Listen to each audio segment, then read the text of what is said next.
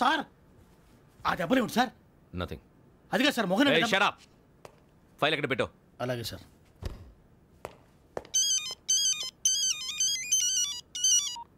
Hello, నేను గజాల మాట్లాడుతున్నాను. గజాల?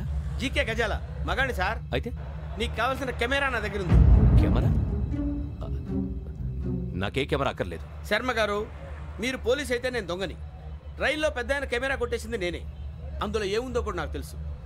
ఇంకా బుకాయించడానికి ప్రయత్నం చేయకండి, అది మీకే నష్టం. ఏం కావాలి? ఏం కావాలంటే ఏం చెప్తాను. ఒక 5 లక్షలు కొట్టండి. నువ్వు ఎక్కడున్నావు? గెలాక్సీ థియేటర్ పక్కన అల్ఫా కేఫ్లో. త్వరగా తీసుకురండి. ఇప్పుడు ఎక్కడ కొట్టాలరా నిన్ను? కొట్టకుండా పనే మార్గం లేదా? ఉంది. ఆ కెమెరా ఇచ్చేస్తే. ఆ కెమెరా ఇచ్చే లేచే ఇచ్చే. తీసుకో. మాట తప్పుతున్నారు. నీలాంటి ఎదల దగ్గర కూడా మాట మీద నిలబడతారేంట్రా? అని నేను ఒక దెబ్బతో ఎందుకు ఊరు పెడతానో తెలుసా? కట్ 5 నిమిషాలు తెలుసు చూడు. కెమెరా దొరికిందా? వెంటనే చూడాలి. ముందు మనకు ప్లేస్ కావాలి. నా క్లోజ్ ఫ్రెండ్ ఒక అమ్మాయి ఉంది. వాళ్ళ పేరెంట్స్ ఢిల్లీలో ఉంటారు. తనొక్కతే ఉంటుంది. అక్కడికి వెళ్దాం.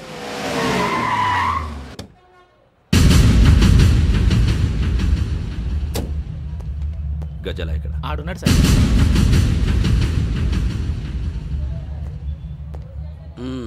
క్యాసెట్ ఎక్కడ? లేదు.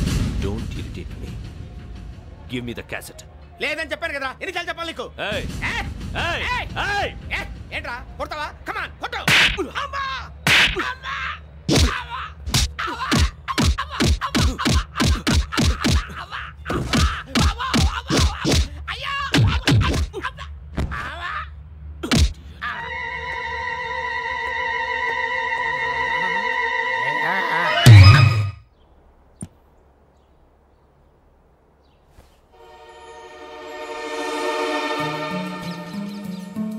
ఇందిరా పార్క్.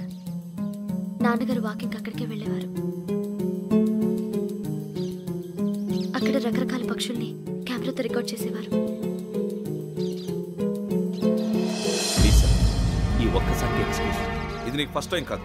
ఒక ఇన్నోసెంట్ స్టూడెంట్ ని నీ పర్సనల్ వెంజెన్స్ తీర్చుకోవడానికి నక్సలైట్ అని ముద్ర వేసి చంపేశావు. అది నాకు తెలుసు కూడా నువ్వు నా ఫ్రెండ్ అని చెప్పి ఎక్స్క్యూజ్ చేశారు. ఈ నకిలీ స్టాంపులు కుంభకోణం దేశంలో ఉన్న పెద్ద ఇష్యూ అయింది. మన రాష్ట్రంలో మినిస్టర్ అరెస్ట్ చేశారు. కర్ణాటకలో పొలిటీషియన్స్ తో పాటు పెద్ద పెద్ద ఆఫీసర్స్ అరెస్ట్ చేశారు. మహారాష్ట్రలో ఎన్కౌంటర్ స్పెషలిస్ట్ దయానాయకనే వదలలేదు. అసలు మొట్టమొదటిసారి అబ్దుల్ కరీం తిరిగి మీద 1999 ఆగస్టులో బేగం బజార్లో కేసు నమోదైంది. ఆ నకిలీ స్టాంపు నమూనాలు నాసిక్ వెళ్లకుండా చేసి తెలుగుని కాపాడింది నువ్వేనని నా ఎంక్వైరీలో తేలింది. ఈ విషయం తెలిసి కూడా నేను దాచిపెడితే నీతో పాటు నేను కూడా ఇరుక్కుంటాను. చూడు యోగి, ఒక ఎంక్వైరీ ఆఫీసర్గా నా డ్యూటీ నేను చేశాను. నిన్నేం చేయాలో ఆ కోర్టే డిసైడ్ చేస్తుంది. నిజమే సార్, కానీ నా కెరియర్ మొత్తం స్మాష్ అయిపోతుంది. Try to cooperate. సారీ, నన్ను ఇన్ఫ్లుయెన్స్ చేయడానికి ట్రై చేయొద్దు. I'm going to submit my report today. Let me do my duty.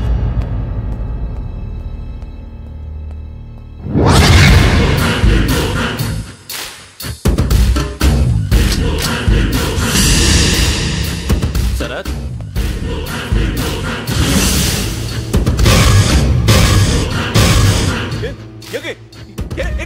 నీ సిన్సియారిటీకి మెచ్చి నేనిస్తున్న ప్రమోషన్.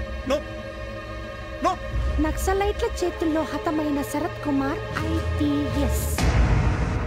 రేపు నువ్వు న్యూస్ చూడలేవు కదా, అందుకే అడ్వాన్స్ గా న్యూస్ చెబుతున్నా. వెంకీ, వాడిని ఎక్కడో చూశానని చెప్పాను కదా, మా ఫ్లాట్స్ లోనే చూసాను. ఎప్పుడు? అదే మేము ఊరెళ్ళే రోజు. మీరుండే ఏరియా ఏ పోలీస్ స్టేషన్ లిమిట్స్ లోకి వస్తుంది? లక్టీ కపూర్. ఈ యోగేందర్ శర్మ ఏపీ పోలీస్ అకాడమీకి హెడ్ ఆఫీసర్గా రావడానికి ముందు లకడి కబ్బుల్లోనే డీసీపీగా పనిచేసేవాడు. అంటే శ్రావణి, ఆ రోజు ఏం జరిగింది? మా నాన్నగారు ఆ రోజు ఎందుకో చాలా టెన్షన్గా ఇంటికి వచ్చారు. నాన్న, జ్యూస్ ఇక్కడ పెడుతున్నాను, తాగండి.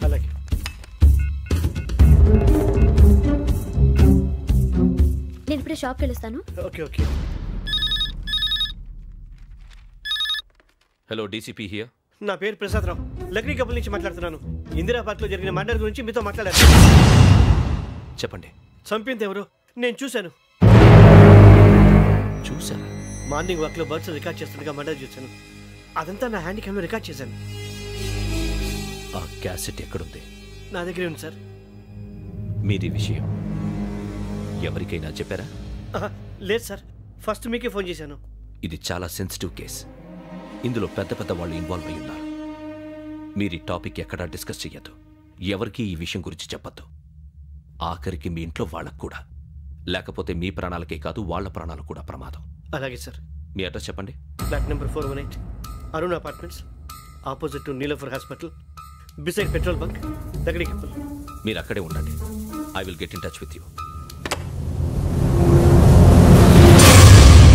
శ్రావణి, అమ్మ శ్రావణి, శ్రావణి.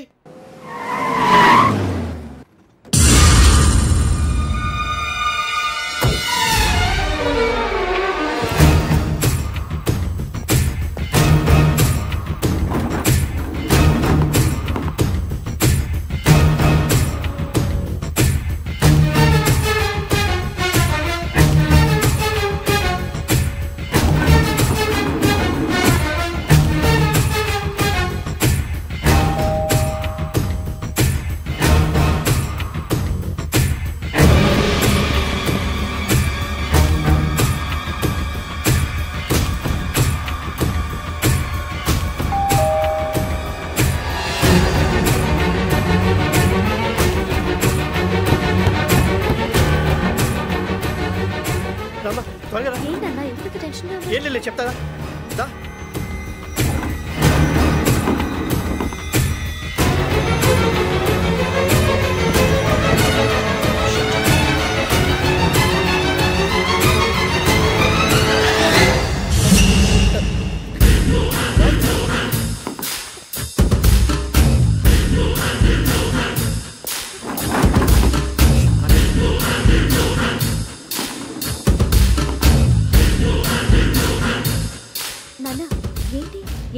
ఏం లేదు శ్రావణి, ఇవాళ మనం మన ఊరు వెళ్తున్నాం.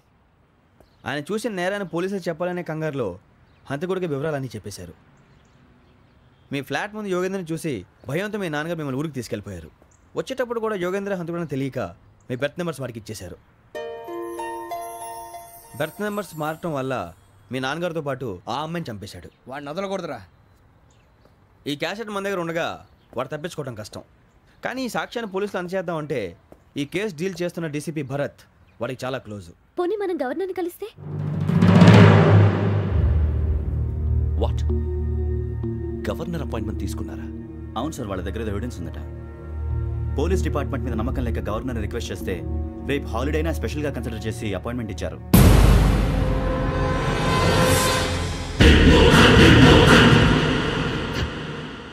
అమ్మయ్యా, ఈ క్యాసెట్ గవర్నర్ గారికి అందిస్తే మనం ఈ నేరం నుంచి బయటపడిపోయి మన ఉద్యోగాలు మనం చేసుకోవచ్చురా. ఉద్యోగాల మాట దేవుడు ఎరుగు. ముందు మన ఊరు వెళ్ళిపోతే ఏ అప్పు సొప్పు చేసి బతికేయచ్చు. ఒరే అన్నట్టు చాన్నాలేంది మందేద్దాం రావునరా. ఓ మందంటే ముందుండేవాడు శ్రావణి గారు మిమ్మల్ని చూసి భయపడుతున్నాడు. నాకు భయపడుతున్నాడా? మందు కొట్టక ముందు ఈడు అందరికి భయపడతాడు, మందు కొట్టిన తర్వాత ఈడికి అందరు భయపడతారు. అది తెలుసు. అబ్బే ఇప్పుడు అలాంటివి ఏం జరగవండి. కాకపోతే ఈ మధ్య కొంచెం టెన్షన్స్ ఎక్కువ, మీకు తెలియదే ఉందండి. ఈ ఒక్కసారి కాదనకండి ప్లీజ్ అండి, చెప్పరా? ఈ ఒక్కసారి సరే హ్యాపీగా తాగండి, నాకేం ప్రాబ్లం లేదు. వద్దురా, ఆడపిల్లల ముందు మన తాగటం పద్ధతి కాదు, అది నాకు ఇష్టం ఉండదు. హలో, మీతో పాటు నాకు ఓ వైట్ బాటిల్ పట్టుకురావడం మర్చిపోవద్దు.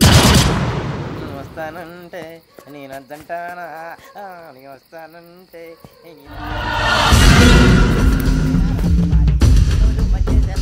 చాలా రోజులైంది.